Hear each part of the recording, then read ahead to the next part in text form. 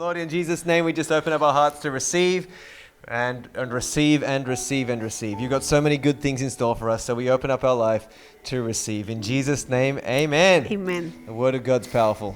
Well, I want to open up with the scripture here in Matthew 22, verse 37, which we all know really well. It says, Jesus said to him, "You shall love the Lord your God with all your heart, with all your soul, and with all your mind." This is the first and great commandment, and the second is like it. You shall love your neighbor as yourself. One of Jesus' greatest commandments was to love our neighbor. Yeah. And that doesn't literally mean the person next door, although it does mean that as well. It means others in our life, others that are walking through this journey, life journey with us. And whether it's a spouse or whether it's an acquaintance or a relative, or whether it's just the person you meet in the supermarket, it's our neighbor, the people that we are walking through this journey with. So God says, I want you to love them. I want you to really love them. So we're going to really talk about today about loving one another and about getting along with people and just going through the life journey, because as you know, we're in a season where it's needed more than ever. We're kind of isolated physically from a lot of people, but when we do engage with people, when we do meet with people, and especially even digitally, we've got great opportunities to just be a friend, to be a human being, to show care and love. But particularly for those of us who are cooped up in our houses, and we've got friends and family, or perhaps housemates or flatmates that are now our constant companions because we are just stuck in one place. And we really want to just deal with this scripture here and talk about loving the Lord our God with all our heart, mind, soul, and strength, right? And noting this scripture, Jesus never said that we have to like everybody, because we're not going to ever like everybody. We've all got personality clashes and issues and things that we may not necessarily get along with from a perspective point of view or a conceptual point of view. And people have different, innuendos and strange ways, weird ways sometimes of doing things. Right. And we call them weird, but they're not weird to them because that's normal to them. And we've just got to learn to love even if we don't like. To love even though we don't get along necessarily from an external point of view, but we're going to make it work, just like Jesus did. We can't choose who is coming into our world in the sense of a church family, but we definitely can choose to love like Jesus loved. Yeah. And we can release that love and change people's lives. Okay? So let me lay a couple more scriptures and then we'll jump straight into this. It's going to be really, really practical tonight. Galatians chapter 6 verse 10 says, "Therefore, as we have opportunity, let us do good to all, especially to those who are of the household of faith." And I just want to hone in on that word household here, because I know that scripture is talking very much about the household of believers and Christians and those who come into the church and maybe in your life group or connected in a faith sense, right? But when it talks about household, it's talking about the family, the broader family. And whether it is our natural family or it's our faith family, our church family, or whether it is the family of people that we are stuck with, dare I say that word, stuck with, during this particular season. It's like they're friends. We are stuck with our, with people in our world for whatever reason, shape or form. We need to take every opportunity to do good.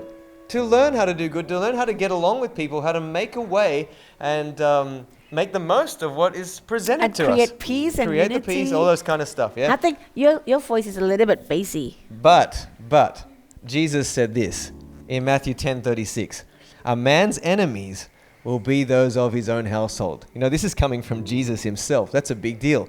And so there's this sort of juxtaposition between these two verses. On one side, we're supposed to be doing good and showing good and taking every opportunity. And yet Jesus says the reality is that sometimes, in fact, dare I say many times, the enemies of our life and the ones we really don't want to be around and don't want to get along with are the people that are in our household. Yeah. Especially in a lockdown. Woohoo. Am I talking to the right crowd? Lockdown I sincerely hope that we're not talking about you tonight. We're talking about the person next to you, okay? We're talking about the person on the other side of the screen or the person typing with their fingers in that chat room. But let's face it, we all have had moments in this period and season where it's been difficult living in one household under one roof with the same group of people, because we get on each other's noses, under each other's nose, on each other's toes, and we find out things about each other that we've been living for years with each other and we didn't find out, but now we know. Yeah. You know what I mean? So we're going to dig deep straight into some practical things. And if you're taking a title, this is it. Let me read it word for word. It says, love others, especially those of the same household. Love others, especially those of the same household. So I gotta love you. Of course I do. You have no choice. I got no choice. But if I do have a choice, I'll still love it anyway. So. I love you either way. Okay, great. So during this lockdown period, I really think there's so many people that can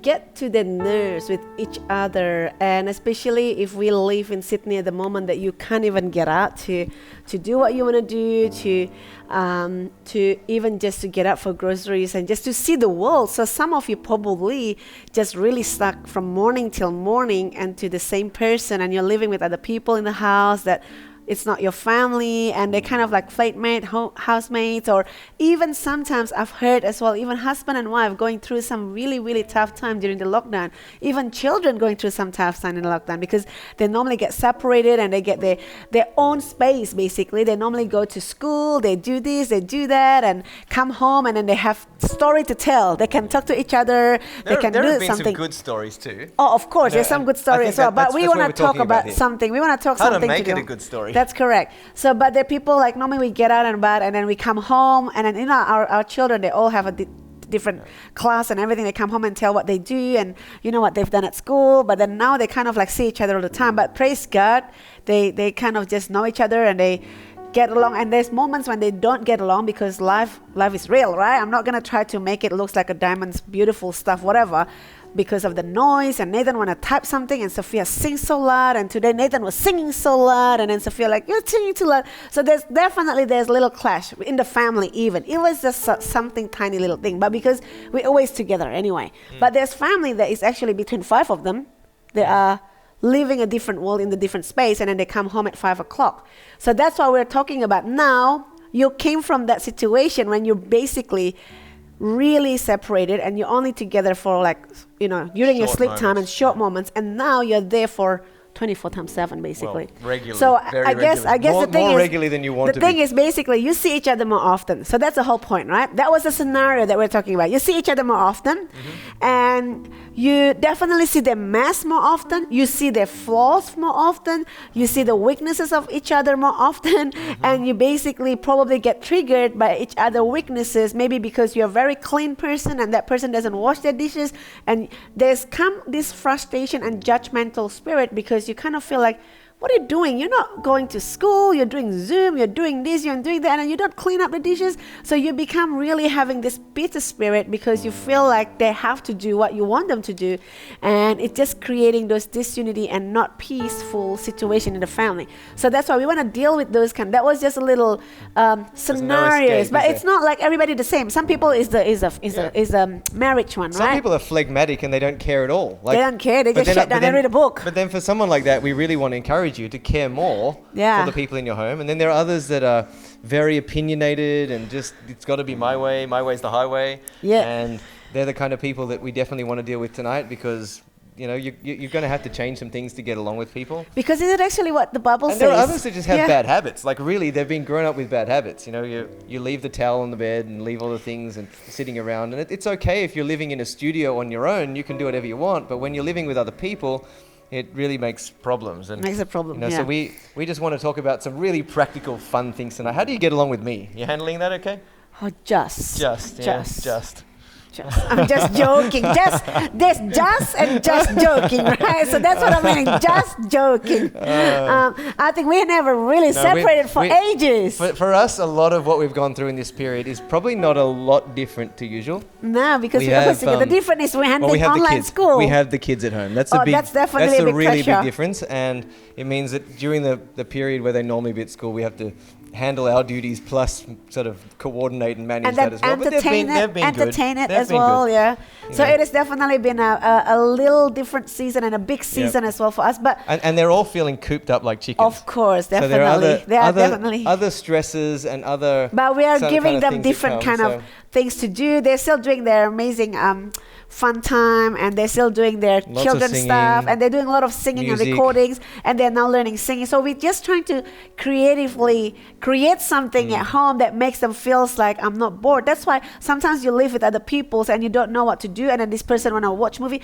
And I think sometimes we really have to sometimes give people space, and you gotta do what you need to do. Basically, like even with the kids, one of them learning this, one of them learning that, and then one of them learning drum and guitar and music and singing. So they just give each other space. Needy for each other's time. Oh my gosh, that's annoying. I will be so annoyed. And if you're like that, I'll be so annoyed. If you're doing it, I've got to be part of that. I've got to enjoy that. I've got to sit with you, and it's like this never end. That's really annoying. That's children sometimes can be like that. But if you're like that, and then I think it is something that we probably have to change, because some people are actually people person. Yeah. They love to have people around them. They love to hang out with people. They can't stand it being alone. So this is your moment. This is your opportunity to actually flourish, because you have people around you all the time if you're in that scenario.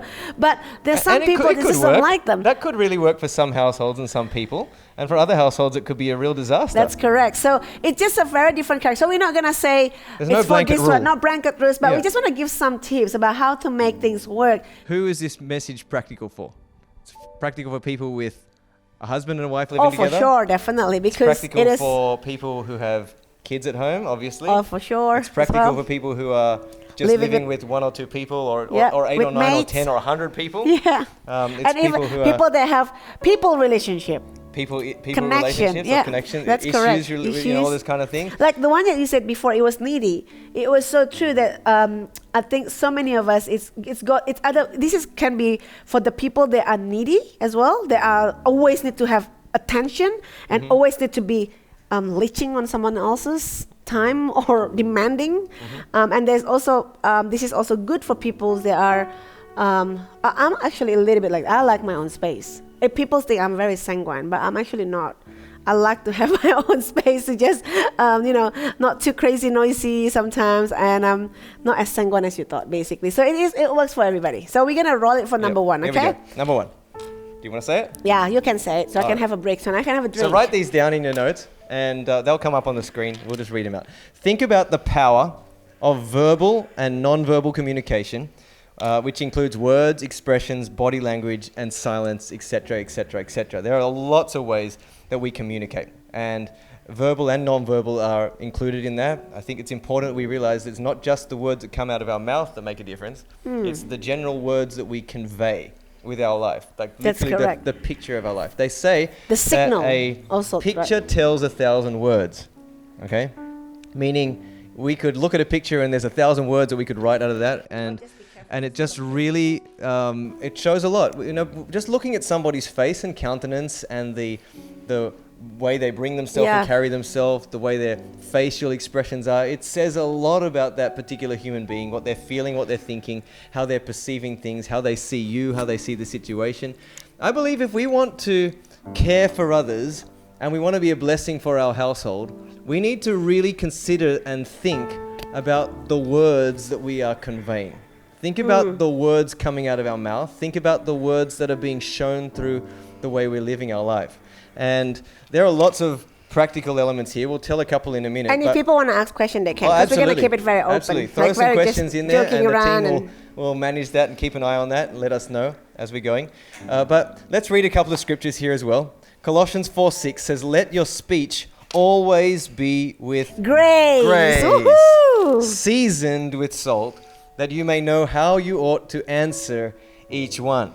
Proverbs 25:11, "Timely advice is lovely, like golden apples in a silver basket." Obviously, that's talking about words of wisdom. And then Proverbs 6:2 says, "You are snared by the words of your mouth. You are taken by the words of your mouth."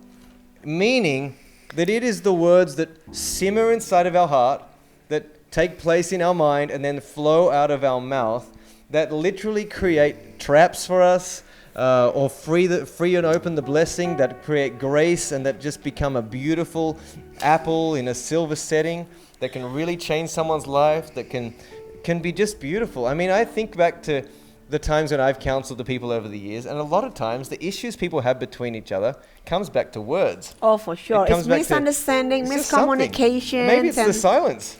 the silence. Yeah. And I think there's a lot of people think just because I don't say anything, and that means I can keep the peace, but then it's gonna suffer your own health and your own mentally, your own heart, because you are holding grudge, you're holding something in you that is just like a time bomb, because so many people just using something as a signal, and they just, it's sometimes I've seen. What do you mean by signal? Make that a little clearer. I'm not saying immature, but there's a lot of immature people out there, even couples, and they just like, you know what I mean, like they say, oh, that's okay, it's all good, no problem. But inside of their heart, they're actually not really agreeing with what they say. For example, if Nick asks me, do you want some chocolate? And then I really want some chocolate, and he already knows I like a chocolate. And then in my heart, I probably don't want to say anything. She loves chocolate. Don't send me chocolate. I'm going on a sugar detox, sugar cleansing, okay? We still have plenty in our cup. I have plenty. I'm going to have some tonight. I'm just going to enjoy it for this weekend. So he knows I love chocolate, and then I will have my hot chocolate. I'm a chocolate connoisseur for drinking, right? I'm a drinker, basically. So yeah, no, you're not a drinker. Yeah, a chocolate drinker has a different connotation. Oh, I mean a chocolate drinker. Yeah. Okay? That's what I mean. You know what I mean. So basically, he knows what I like, and then if I just say to him like, and then I'm like, oh, whatever you wanna give me, I don't really care. I just keep it silent, and then inside I have an expectation for my husband, like, why on earth you gotta ask me about that? You know I love a hot chocolate.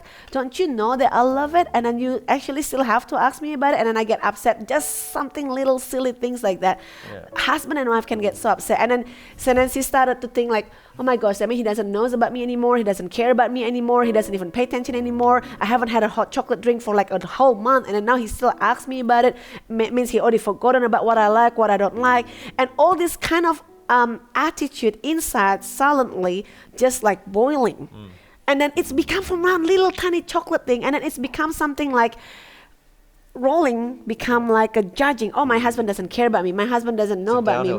It's kind of just something little, but then that's happened a lot. That's just a very silly little thing. Yeah. But that happens a lot because there's a lot of not between us, not because we don't silently talk. No, because we have a golden rule in our home, and that is that we season our conversation with grace like salt, and we communicate, we talk about it. We bring it out in the open, and I just say it how I want. We just say it. Like, I want it. Yeah. Okay, I want chocolate. I don't want it. That's fine. We both have an understanding that you're just going to talk about it, you're going to work it out, and you're going to settle it. And you normally trust me. And our kids know that we're going to do the same. That's correct. So the kind of environment and culture we've created in our home atmosphere is we will talk through things.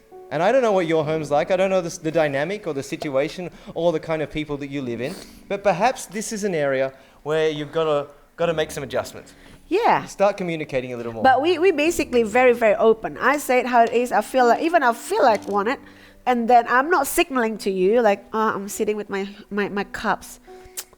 What should I do? I'm just holding a most chocolate. of the time I can tell anyway. Of course. But I mean that's a call signal, right? You just kind of signal and expecting that he will then pay attention or care to me and for me because I'm just holding that hot chocolate mug that I normally use, and then he doesn't actually think about it, and then I get so upset about it. But it's never happened to us, because if I want it, I say, oh, I'm actually in the middle of doing something, can you make me something? So that's called open. Ask. I just ask, I just say it. To all the ladies out there, can I just say this is a great example right here?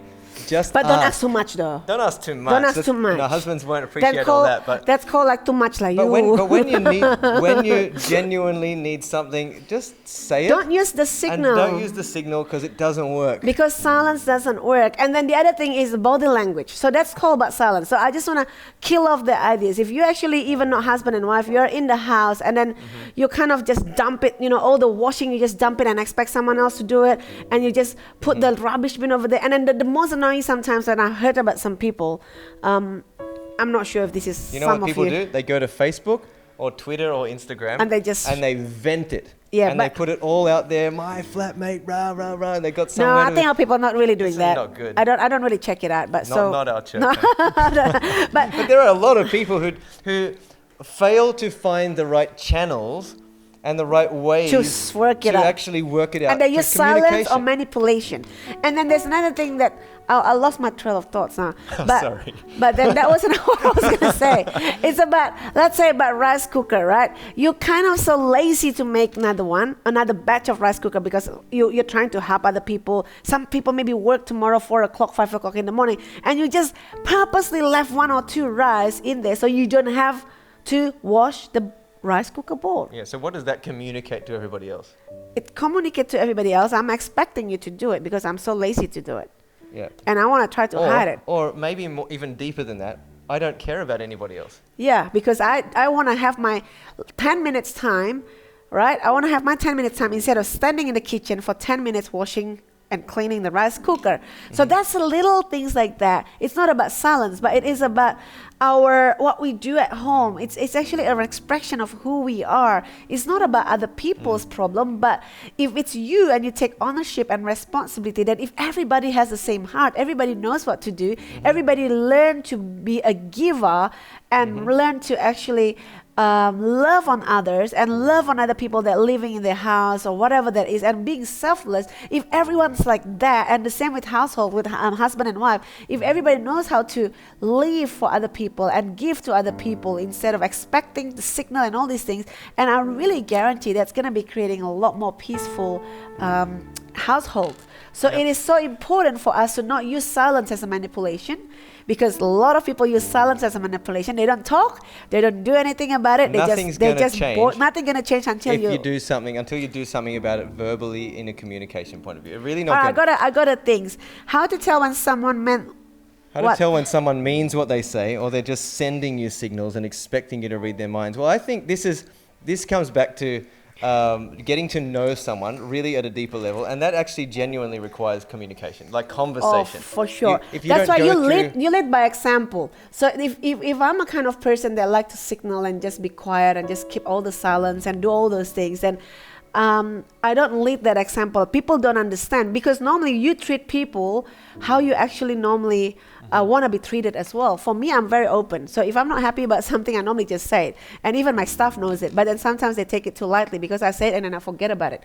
I don't hold things so long. That's also positive, because some people will communicate a whole lot of things, and when it's not done according to what they want, which we'll talk about in a minute, like later and then they get upset. They'll just get upset and hold on to it, and it becomes a big grudge. That's correct. And then when that happens, you're going to communicate something different again, and it kind of becomes another downhill cycle. So I think we need to keep a really clean heart, a really open-minded perspective and understanding. We'll dig more into this a little later. So it is about the signal that you're asking. It's really how to know whether they're giving you a signal or how to know they're actually saying it like really truly from their heart. You got to build the relationship. The closer you get to someone's life, the more you actually, especially if you live in the same household, the more you know who they are, their character. And just remember one thing.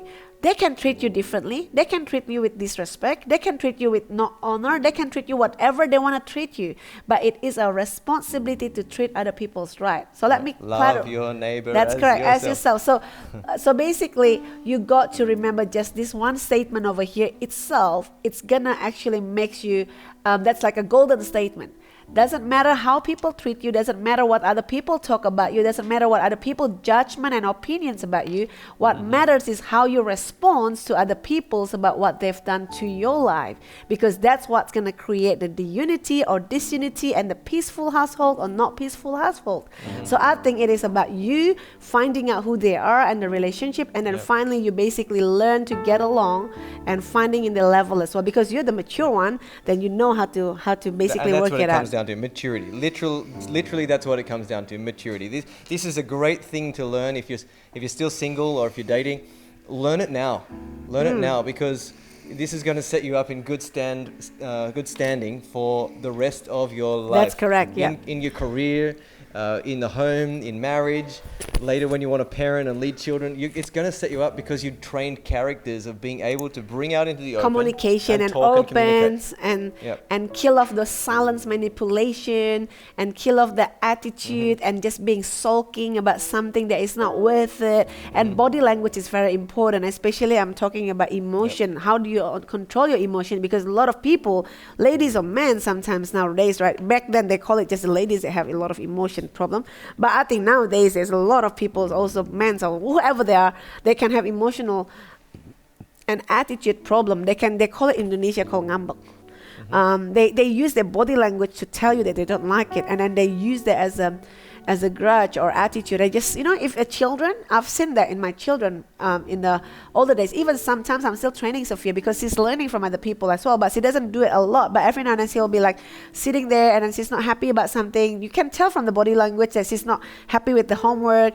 She doesn't know how to submit the homework, and instead of asking about it, she just sulk over there. She just sit there and then looks like, I don't know, I feel like I don't know how to do it. I don't know how to press it. I don't know what to do because it's all technical sometimes, right, with all this online school. And you can tell as a parents, because we know them so well, we can tell their body language is just very, very different. So you can basically realize it's not going to work for a long run for you that you're mature enough to not just using those things. If you don't know how to do it, go and ask about it, because your body language can either speak about positive things or negative stuff, because you can just walk away. Have you ever seen people walk away from something? Absolutely. And that's really tragic. People walking away from a conversation, not because sometimes you have to. Sometimes you have to because if they're gossiping and they're not doing the right things, and I'm sorry, I'm not in this conversation. It doesn't matter what others do. I think what you said before is so important. Whatever they do, it's whatever they do. But whatever we do is our choice. Very important. And we're talking here about setting a standard for loving and caring for the people in our life, setting a great place, especially for our household, right? Our household. And that's where most of this kind of stuff happens, is inside the household. Because you go to church and you go to work and you put on your best clothes and you have a good dress, right? But when you're at home and you're around people and you're vulnerable in just who you are, that's where you wear pajamas, that's where you cook in the kitchen, that's where you do all the ordinary bits and pieces, where you manage your washing. They know the color of your underwear. I mean, they know everything about your life, right? The real people, the real you comes out in the home. Yeah. And that's the place where we get tested so much. That's correct. Your character, the process. And then I think there's some people as well, and this is for probably people in the relationship or something, they're so scared for their spouse to actually seek some help that they go through in their relationship, because they just want their husband or their wife to get so silent, because they don't want to be revealed about who they are and what they're actually going through in the relationship, because they want to cover it in the pride. And then this is so hurtful in a relationship, because if you are struggling in a relationship, don't shut your spouse down to talk to someone that can help them through, because there's a lot of fatal relationship just because the husband or the wife shut the mouth and make the other spouse become silent, just so that they can look good, just so that they can be looked after with their image. They don't want to, because if the husband comes to counseling or the wife comes to counseling, for sure they're going to talk about the other partner. They're going to talk about nobody's 100% That's right. correct. We've all got things to work. That's correct. So if they want to share something, they might as well, if they're looking to get some help, that means it's a good thing. That means you let them outside of that silence, outside of those things, vulnerability, to just basically communicate, speak it out, and seek some help. So that was one tip for those people that are married. Maybe not relevant for some other people, but I'm just telling you, never shut. But of course, this is a wisdom. You gotta seek the right counsel. If not, then you're gonna get taken away to a different thing. But this is just a tip for those who are married, because it's so important to get help in the relationship that is actually probably going down the hill, and you got those emotion issues, silence issue, manipulation issue, insecurity and needy and body language problems and emotionals and all these things. You need to get and seek some help. And as a church, if you're part of the church, then your life group leaders there, you know that we're here to support and help, because we want to see a godly marriage, a godly relationship that flourish, and a godly marriage that can really become an example for other people. Not a kind of marriage or relationship that you actually have to hide. You go to the church, like Nick was saying, marks on everything, and then you come home and I'm like, oh, now we can be ourselves again. Let's fight, let's do this. Let's fight about this. No, we don't want that. We want whatever you are inside. Unity and harmony. Yeah, we want, it's really truly from the inside out. Yep. So that's what we are praying for all the people that are married. You'll never get along with everybody, yeah? For like that, but forever. If you're husband and wife, you better learn. You really better learn. But anyway, so point number 1's talking very much here about communication. And I think communication, that's so important. Be able to talk in a verbal and non-verbal sense, all right? Are we getting something out of this? They're Enjoying having it? fun. Okay. Or they're getting shit. Well, I don't know if I'm getting all these comments here. So Yeah, I know. What's happening? if we are getting more questions, team, let us know. Can I because we actually can't get see my things things? moving. All My right. comments not Okay, working. so let's go on with number two. Okay. And I'll find read out- that one because this is easy. Okay, go for it. All right. Put aside unfair expectation. So what are we talking about again? We're talking about creating an environment of caring for others, Yeah. particularly inside of our household. How do we do that? We need to put aside, keep going. Unfair expectation towards others, Yep. towards yourself, and towards the things that you believe others should be doing for you. Yep. So there's three sub-points there. Let me tell you again. Okay. To unfair expectation. So get rid of unfair expectation toward others, towards yourself, and towards the things that you believe others should be doing it for you. Because That's really deep. Because we did talk about So deep. really. Did you come up with that? I was that one. Yeah, we were reading a Yeah. book. Yeah, It's called that's right. Boundaries book. It's really good. It's Beautiful about book. relationships. So, but then this is something that about expectation. So So people say don't have. Basically, when we say this, we are not saying don't have high expectations. Okay, when you're in a relationship, we should have high expectations. I have high expectations of my wife. I have high expectations of my kids. I have high expectations of you, my church. But we're not talking here about not having high expectations. We're talking about not having unfair expectations. Okay?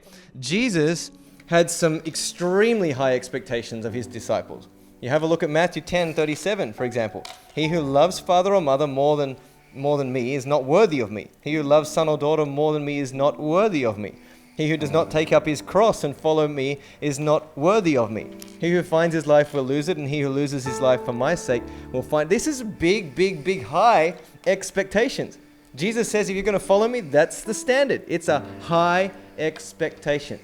But Jesus never requested anyone, including you or I. Basically, Jesus never ever once, not once, asked us to do things that he himself wasn't doing.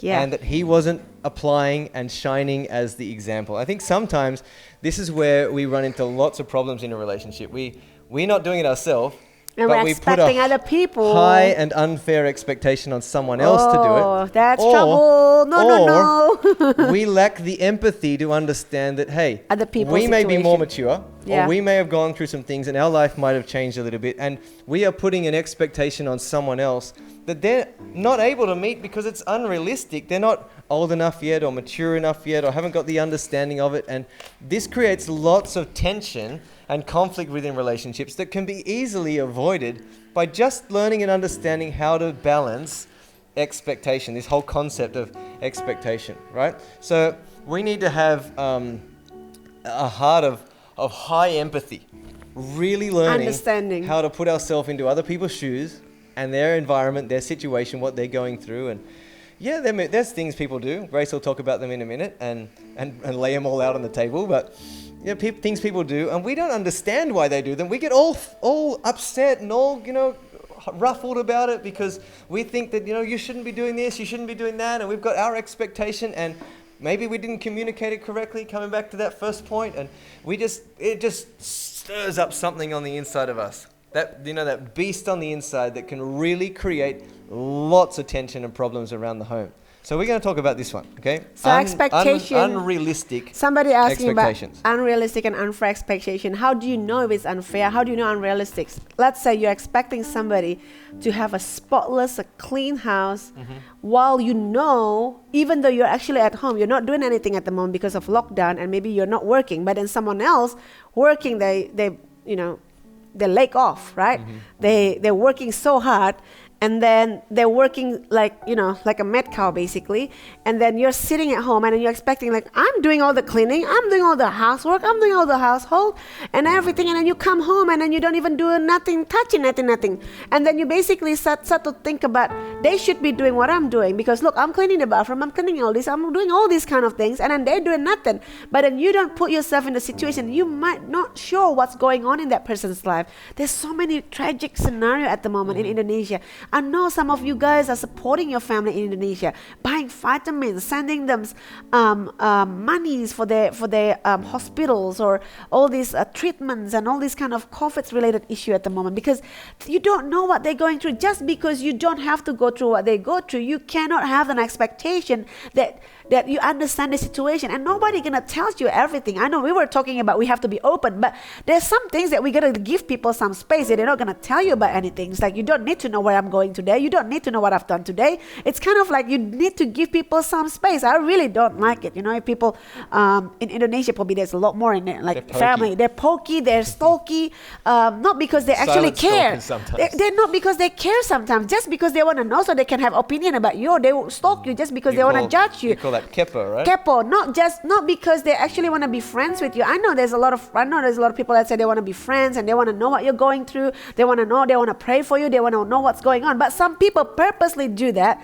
just so that they can talk about you, so that they can have opinion about you, so that they can have judgmental about your whatever, and then they can have expectation about you because they know maybe you've been doing something like just posting about food all the time every day or whatever, and then they have the expectation towards you that you'll be able to do more things because you've been cooking the storms all day long, but they didn't realize what you've been cooking probably is for your company. So it's again, you gotta realize other people's situation. You can't tell what they're going through. You don't know where they came from. You don't know what they have to do. You don't know what they actually have to support, what they have to send, and then you're expecting them to be able to be going through the same thing as you go through, as sitting down at home and then be able to clean. If you are able to clean, if you're able to do something, just learn at this season, yes, I can do this just because I've got the time, then I will do it. But then if other people can't do it just because whatever, and they still have the job, you're going to be thankful. They still have the job. They can still pay the rice. They can still pay the rent, right?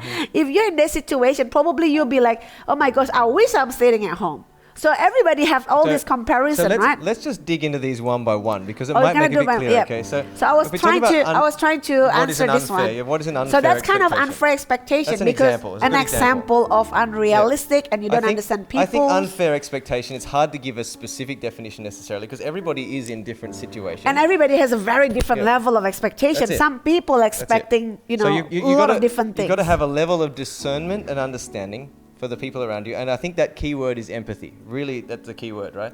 Where people are at, and put yourself in their shoes and try to kind of think where they're at, and what they're going through. So let's have a look at it. Put aside unfair expectations towards others, and that's what we do. That's the expectation we put on other people to perform at a level that we think that they ought to.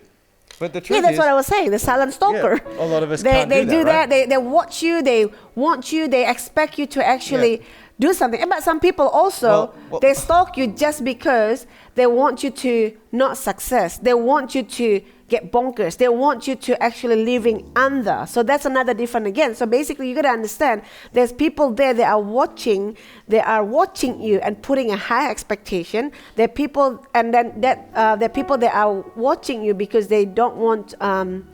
They don't want you to be successful, but it's also they are watching other people and maybe doing the same thing. So we got to be careful that we're not putting expectation just because we're watching other people, we're looking at other situation, and then we're putting this kind of expectation toward others. Just don't forget, whatever you do, whatever you think, whatever you care about other people, that will be done unto you, because whatever you sow, you reap. So the way I interpreted that was more from the point of, if our boss, we go to work, for example, our boss definitely has an expectation of us to achieve, to do a certain thing, right? And we already know it, that when the boss's expectation is beyond our personal capacity or our limitation, or it's like, a good boss will stretch the staff. A good boss will push that staff beyond their capacity, to get better, limit, to improve. But not until they break. Not until they cannot do it. Or not beyond the skill set that it's kind of like there's no dream, no ability to get there. And there are some bosses that work like Pharaoh worked the Israelites. It's like you're going to just go beyond. That's just the way you're going to do it. That's just, there's no other option. And I fire you, basically. We become like slaves rather than employees. Now I use that example because we all know what it feels like to be at the receiving end of an unfair expectation.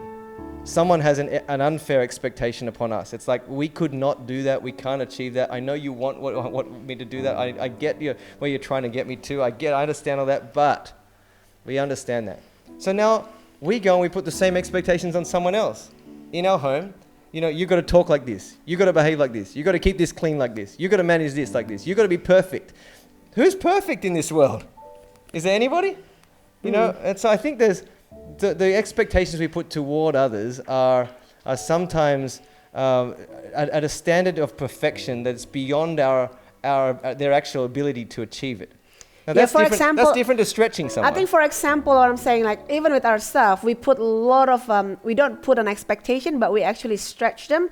But we're just talking this week because I've got we're just chatting with one of my friends in the US, and they're like, "Oh my gosh, your teams, your stuff, they're so amazing," because he kind of just asked me questions about a few things. I'm like, you know where they came from, right? They came from sandwich men, coffee makers, salad persons, and all these kind of things that they didn't know how to touch, even like what they're doing. They know how to touch a computer, but they can't function. Not the software, right? They came from somebody that didn't know what to do and how to do it.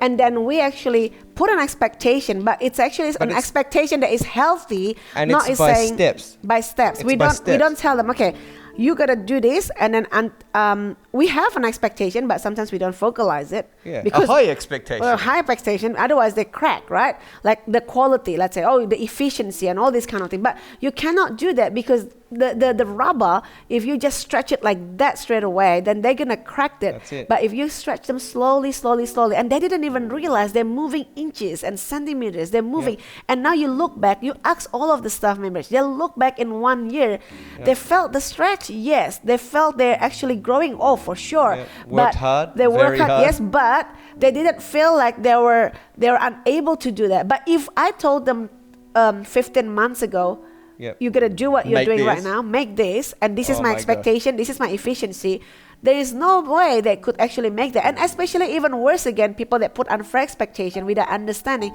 if you can't fulfill that, I'm going to fire you. And that's the kind of things that there's no empathy, there's no understanding. But in here, we are all godly, mature people that we actually have to understand to really work with the level and bring people to the different level. That's why it's so meaningful to do that. Because if you don't take them step by step and you just putting expectation without a heart of a higher purpose, that's a better word. You need to have a higher purpose in the expectation that you have.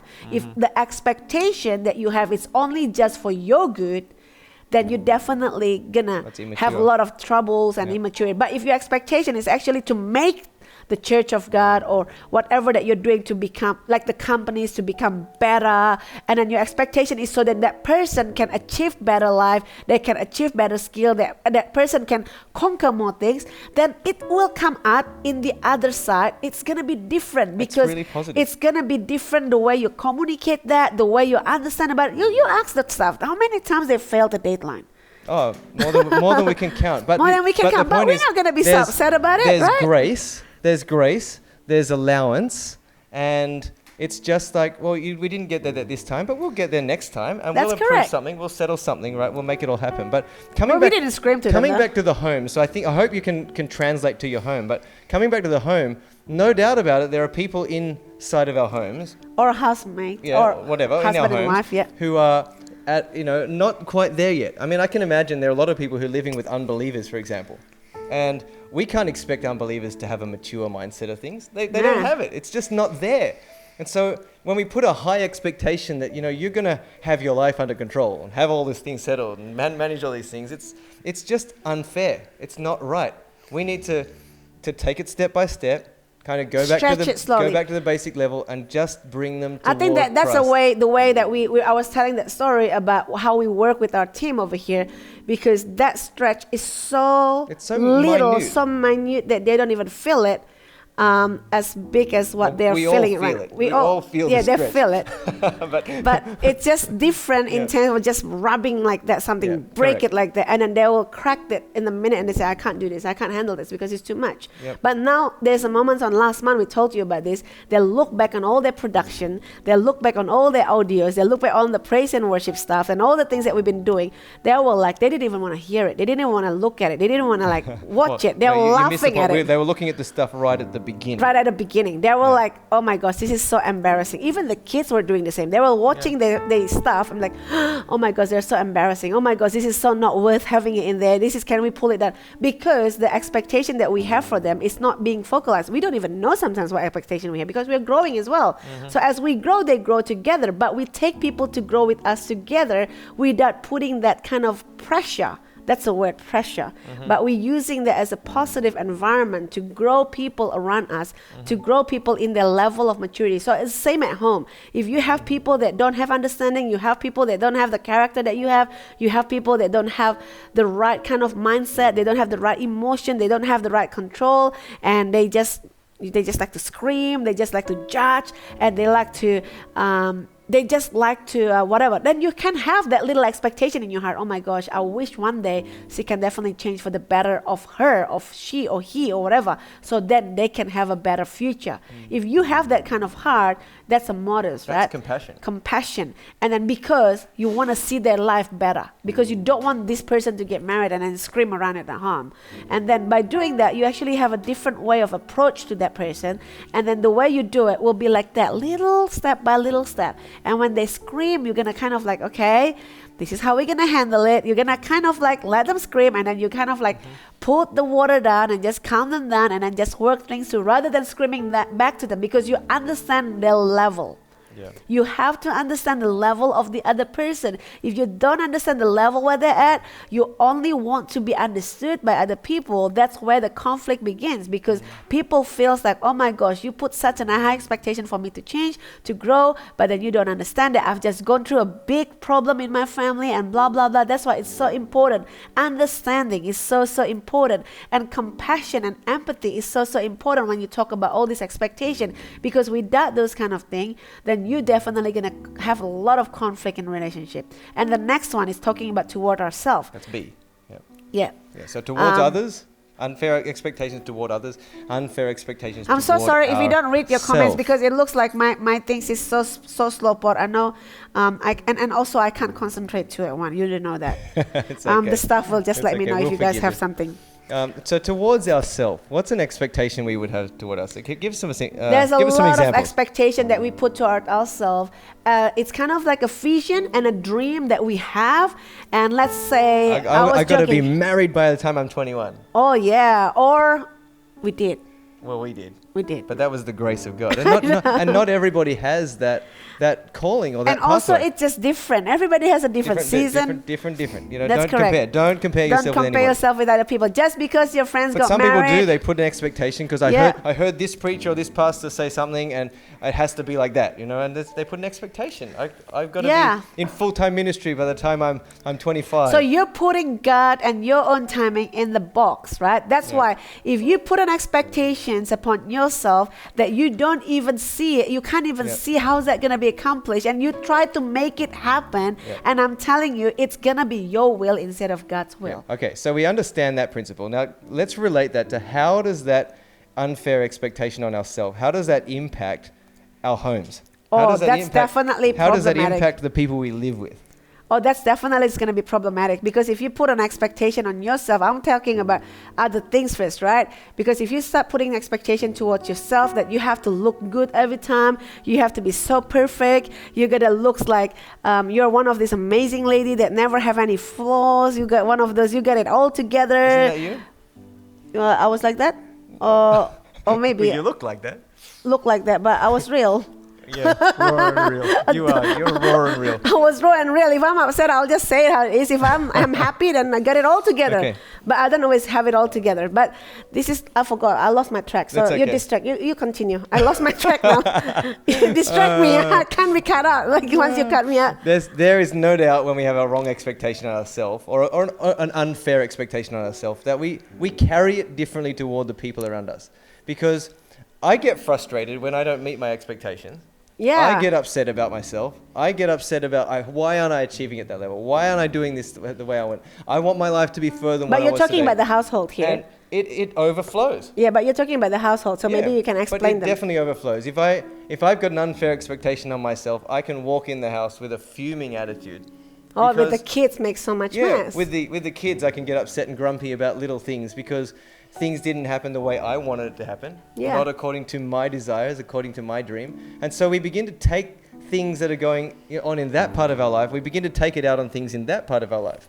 And isn't it true that one of the fastest and easiest and quickest places that we do take things out is with the people that we're at home with, that we're vulnerable with? Because we're like, well, you're with me anyway. You just got to suffer and got to deal with my bad attitude. I'm me. Just deal with me. Handle me. And where did it all flow and overflow from?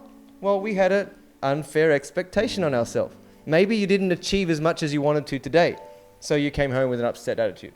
Or maybe it was like you went out to dinner and it wasn't how you expected. You paid a certain amount of money and didn't get the meal that you thought was commensurate with that, and you think, well, that was an unfair expectation that we put on ourselves to get what we wanted, and we came home upset. And it happens all the time. It really does. Okay? So to finish it off, basically, we got a few more tips, but we're gonna continue this next week, and I hope that you guys. I'm start seeing we love real pastor.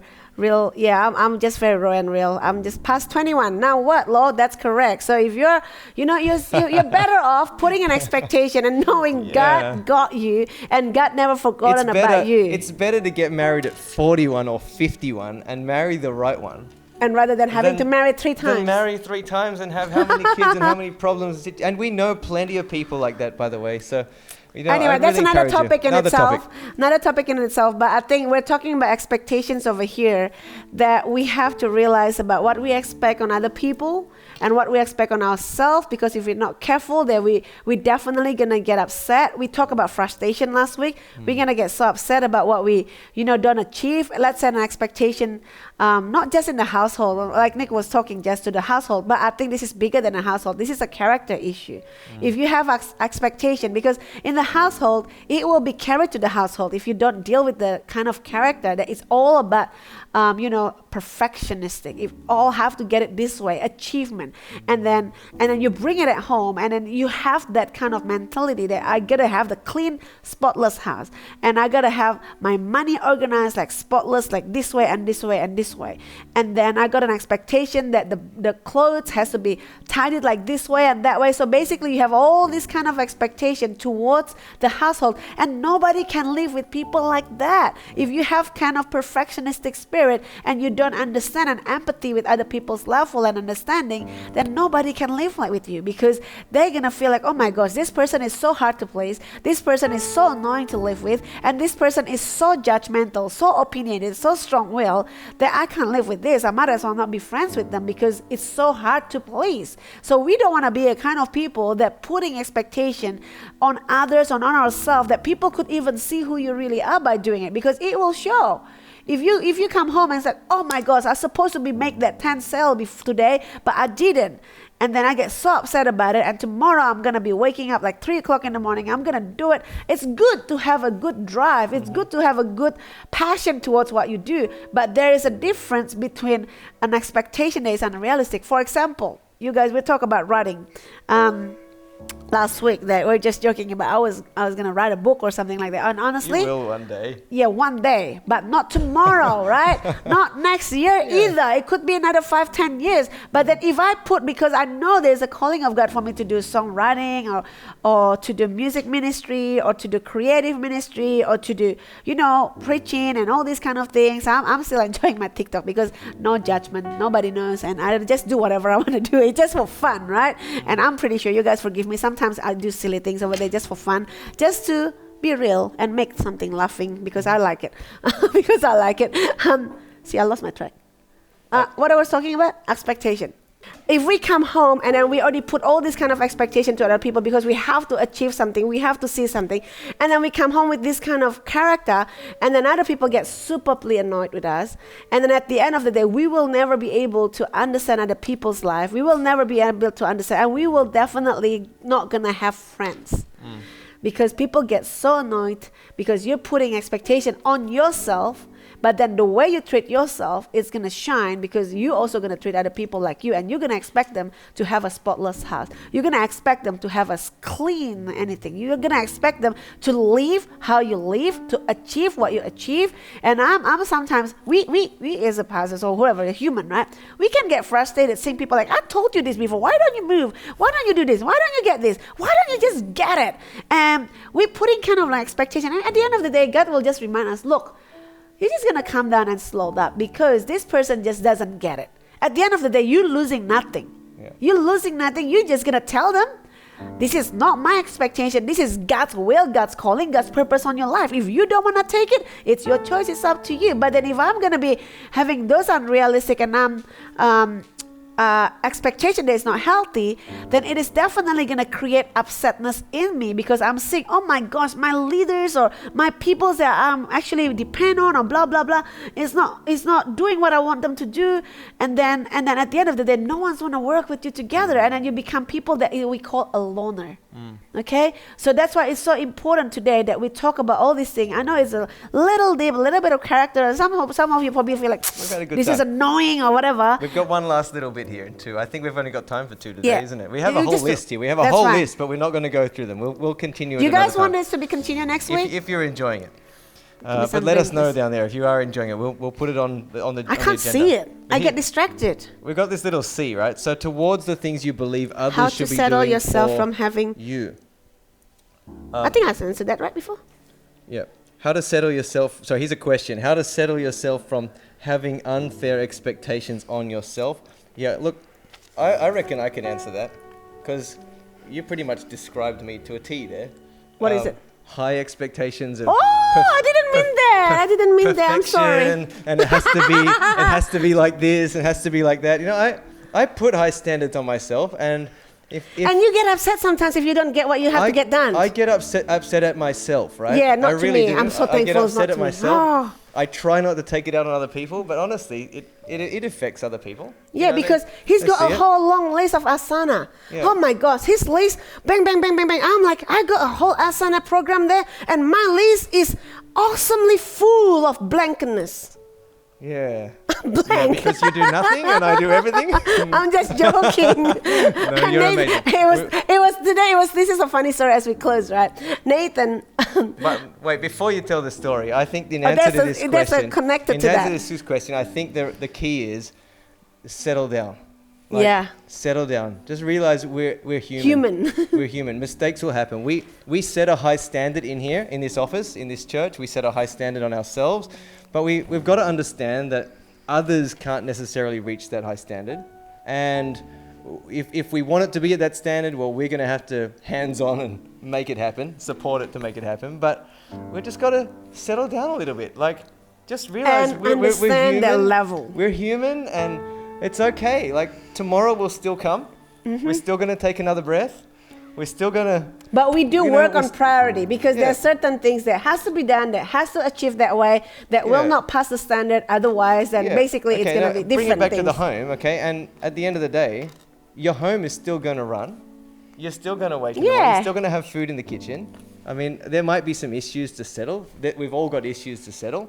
But let's work them at the right pace, at the right time, in the right way. And I think it's just sometimes take a deep breath and take a deep breath.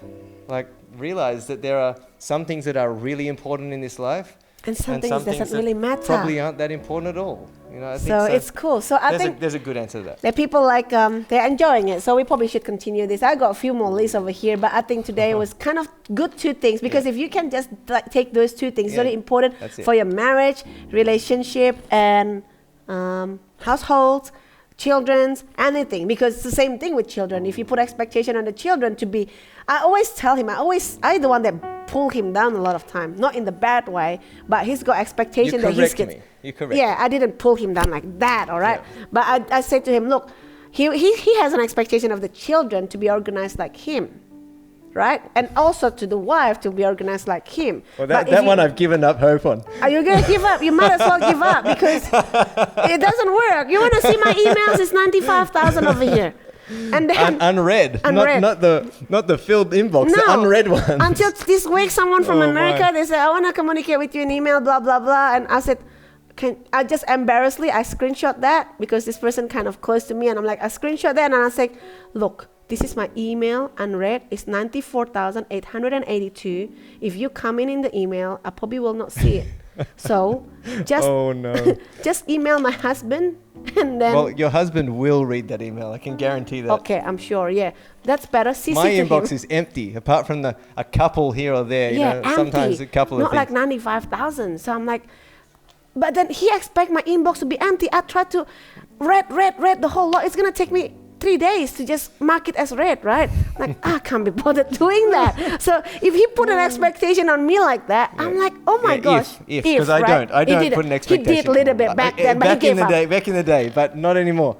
And that's the thing, to whoever was asking that question, just lower the standard a little bit. And understand everybody. We're still living, we're still breathing. This is the most important thing. Understanding that your strength is your strength. Yeah. Doesn't mean that everybody needs to have your strength, because that's why we're together, because some people's strength and some people's weakness, when you put them together, it's actually become a very nice mix, right?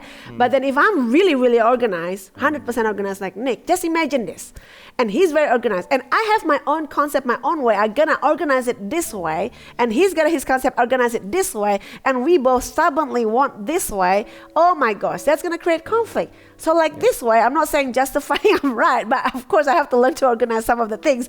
But if I'm actually learning to just accept, okay, he's got his own strength, and I'm just gonna follow him, and he's got his own expectation on certain things to be organized. And then today, his own son, gotta go to Zoom meetings for his maths and English for school stuff, for online learning, basically. This is the disorganized one, by the way. way. Yeah, it's a copycat. The copycat one. I'm not going to mention a name. You know who I'm talking about. Okay? Not to bring anybody down, but everybody's have a different strength. But if you see that I have a different strength, right? Then what I can do, he can do. What he can do, I can't do. So basically, it's just understanding each other, that everybody has a different strength. So then you don't put unfair expectation on other people. So Nathan was about, I'll say the name, see? That's me, raw and real. Doesn't matter. I forgive you. Don't put expectation for me to keep it quiet. Oh, Aris said, I'm going to ask you to do it for me, Aris. Mark all as unread. Stuff, can you help me later on? Yeah. Maybe. No, I can do that for you. Oh, but then I'll have to do it again next week and the week after that. Okay, maybe. All right. I've given up, Aris. I've given up. He's given up on that, okay? Just don't email me. Don't get hurt if I never reply your email. CC. Even text messages. CC Pastor Nick. Yeah, CC Pastor Nick. Even text messages, I don't actually really read them. WhatsApp is one of the best ones. The best thing to get onto me is actually call me or call my staff, and they'll try to find me. Trust me, that's the way it works. But it works, right? As long as it works and function, just do it that way. Okay? So this is come back to Nathan. You guys already know it, okay? So he was about to go to the Zoom just about 2 or 3 minutes before. And he started saying, I don't have the Zoom number and the Zoom link. But the dad, because he's so organized, he already put all the Zoom and organized everything, so the kids can just log into it. The kids can just do everything so easily because the dad is very organized, right? For me to go to Sydney volunteers or meetings or the TNLs or whatever, the Saturday, I have to get him to log in because I don't even have the password and the IDs. So then that's part of me, but he's being a great help. That's why I married the right person. Yeah, married the right person.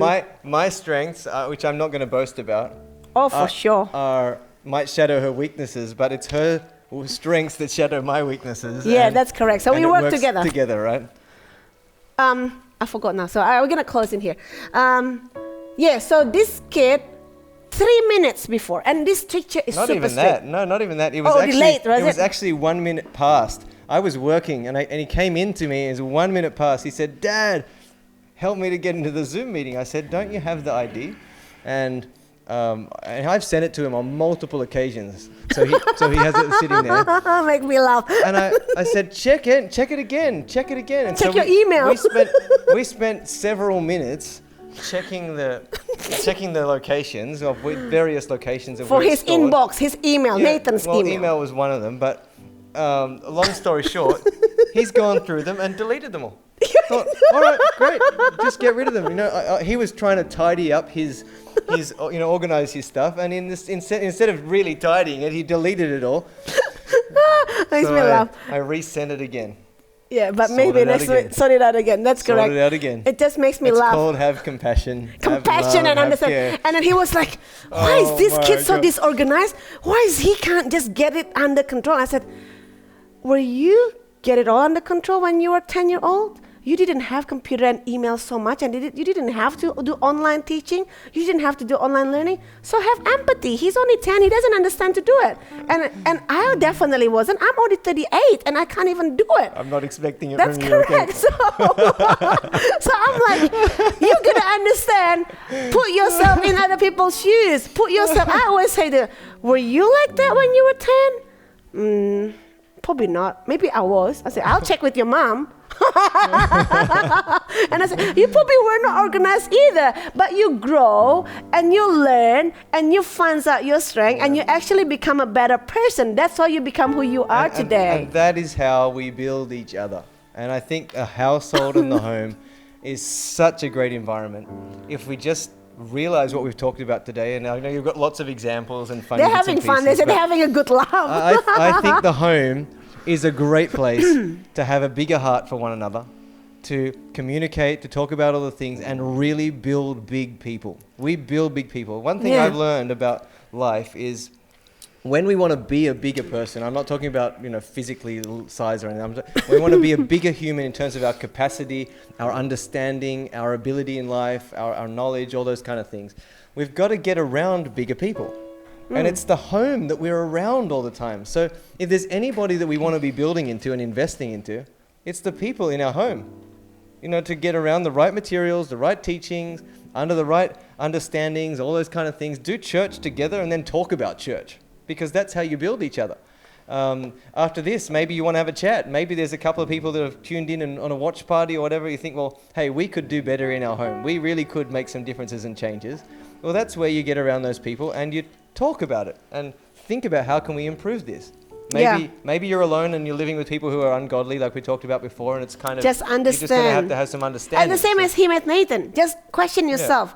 Were you like that, or were you? Which what would you do if you were in their shoes? Yeah. Put yourself in their situation. Put yourself in their level. Put yourself in their age group. Put yourself in their maturity. Put yourself in their spiritual level. Put yourself in that kind of thing. Then you're actually gonna have a lot more understanding and a lot more fair expectation, because you understand some people around you might not be godly. That's why they behave the way they behave. That's why they say the way they say things. That's why they do what they do. That's why you understand, oh my gosh, that's why I am here to become the light and the salt and the light, so then I can be an example rather than being the same with them. I'm going to be an example for them, so I can live like God and I can love like God. I can love on people like how God loved on people, so then they can also love God one day because they see the love of God in my life, and they can also witness that there is a little Jesus that living in me. There is God that living in me. That's why I can do what I can do.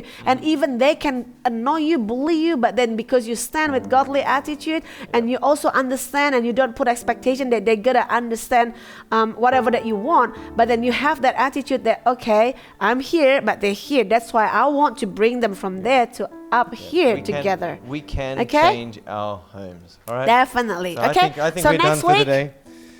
Next week we will. We'll continue next week. We've got plenty here. They're all laughing about that. Don't say it to him. We're going to be in trouble. We didn't even get through 20% of our message tonight. That's fine. We can do it 3 series. We had a good time. You guys all had fun, right? A bit of distraction today, but it's all right. I think you all had fun. It's raw and real. It is. Okay.